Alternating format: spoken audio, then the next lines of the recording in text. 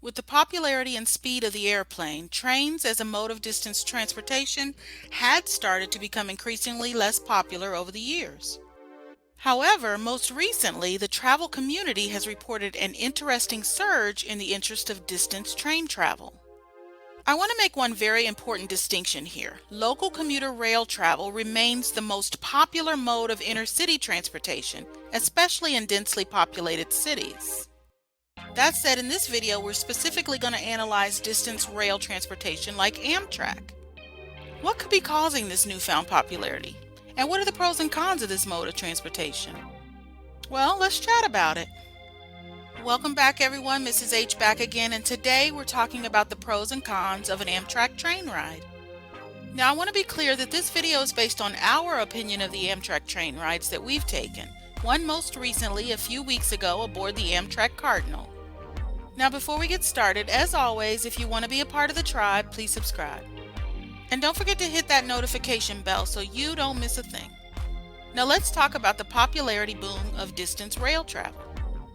So we believe one thing contributing to the increased popularity may be the fact that Amtrak, which is a federally funded transportation company, is still practicing added C-19 protocol, including safe distancing aboard, which is in complete contrast to the airlines, who have all just recently announced that they will no longer block middle seats. What do you think? Let us know in the comment section below.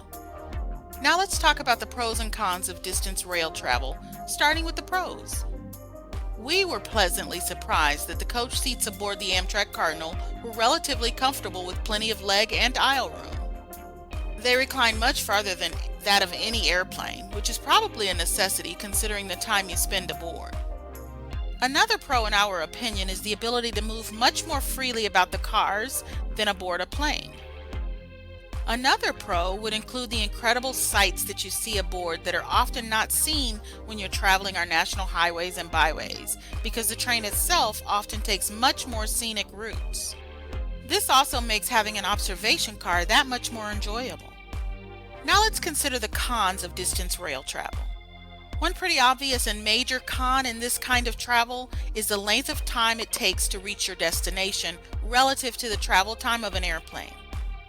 However, this con does not exactly represent a fair comparison. Most people rarely, if ever, consider distance train travel as a means to commute quickly. In fact, while plane riders look to get from point A to point B as quickly as possible, most train travelers would consider the ride itself a valuable part of their journey not to be explored too quickly.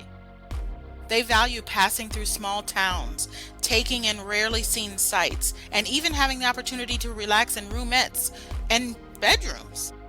Now, unfortunately, during our travels aboard, we did find the restrooms to be excessively unclean, and we also had a run-in with a cafe member who was inexplicably rude. In fact, after trying to converse with him, it sounded as if he wasn't always treated well, or maybe he was just having a bad day.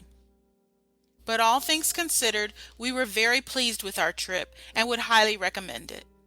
Now that you're aware, please share. And for more like this coming down the pike, all we ask is that you please like. Above all, be kind. And we'll see you in the next video.